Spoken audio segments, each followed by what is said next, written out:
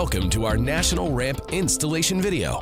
Today we will walk through 10 easy steps to a successful installation. Please remember that you can also call us anytime to discuss installation questions with any of our installation professionals. Before we get rolling, here's a list of the tools we suggest you have on hand for the job. In addition to these tools, some dealers use patio blocks under the feet if the ramp is being set on dirt or grass to prevent sinking.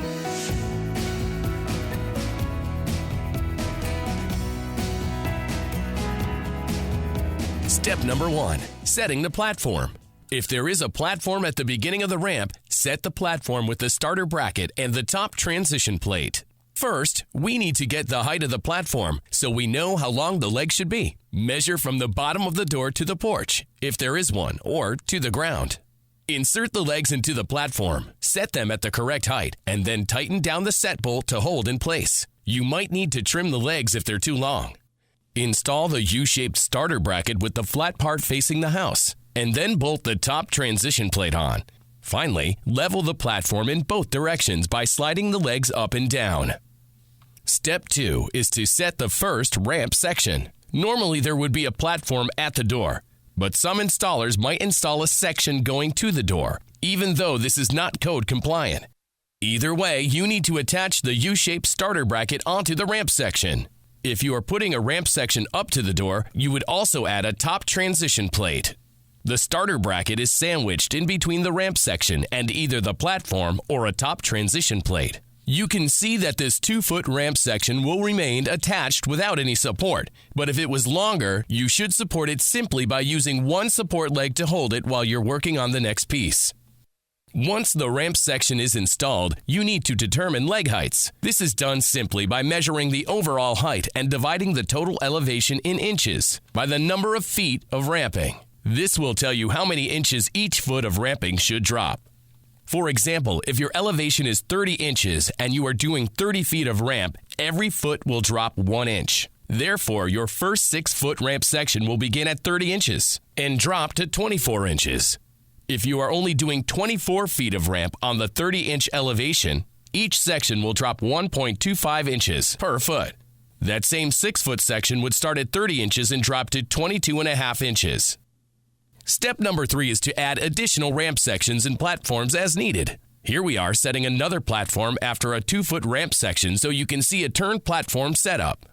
Once the height is determined, the legs are set temporarily using the set bolts and put into place. Take note, not zip screws yet. The platform can be leveled at this point to avoid resetting it later with ramps attached. It can also be set at the correct height. Once the platform is set, the legs for the next ramp section can be inserted and set using the set bolts. Anytime you start a ramp section or platform, the U-shaped starter bracket must be used.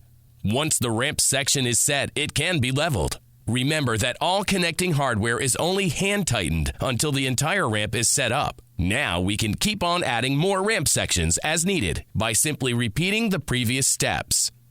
Once all ramp sections are in place, the bottom transition plate gets attached to the last ramp section. The BTP is interchangeable and can be attached to any ramp section.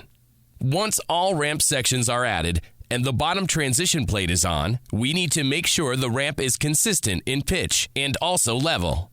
One technique is to use a string attached to the top and the bottom of the ramp to ensure a consistent pitch.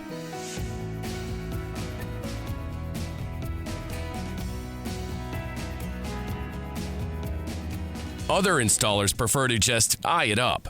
Either way, you can see the leg height is very easily adjusted on National Ramp to make it consistent. Once the ramp is where it should be and the leveling adjustments are made, we are ready to install the handrails. Start by putting the leg inserts into the last ramp section, which typically doesn't have legs. The rail post simply slide over the legs or the leg inserts. When a ramp section ends at a platform, it also needs leg inserts. Then the rail post can slide over the top. Once the rail posts are on, then the toe plate and corner brackets can be bolted on. The toe plate is mounted to prevent anyone from walking or driving off the edge of the platform. The corner brackets are used on the inside and outside corners of the platform to carry the handrails.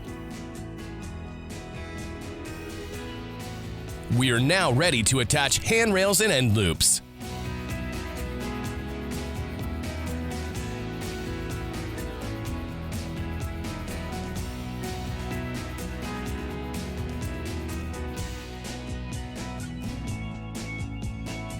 Note how the short handrails are mounted on the inside corner, with one end on the outside of the bracket and one end on the inside of the other bracket.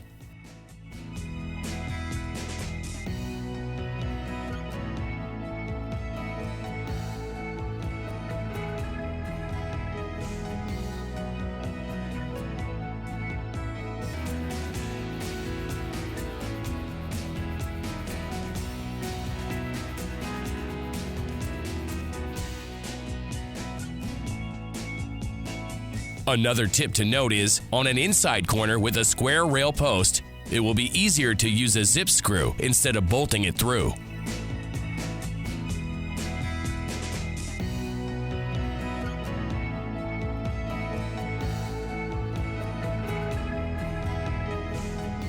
Once all the handrails are installed, they need to be tightened down completely and tested for stability.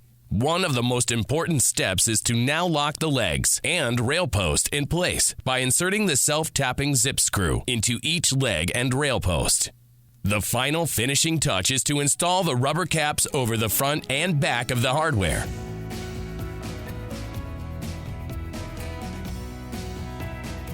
You will notice that the handrails can be mounted either on the inside or the outside of the rail post. If they mount on the outside, it will allow a true 36-inch clear width between the handrails. Also, if the ramp is being installed over grass or dirt, we have included landscape fabric which prevents grass from growing up through the bottom of the ramp. Next, do a final inspection on the entire ramp.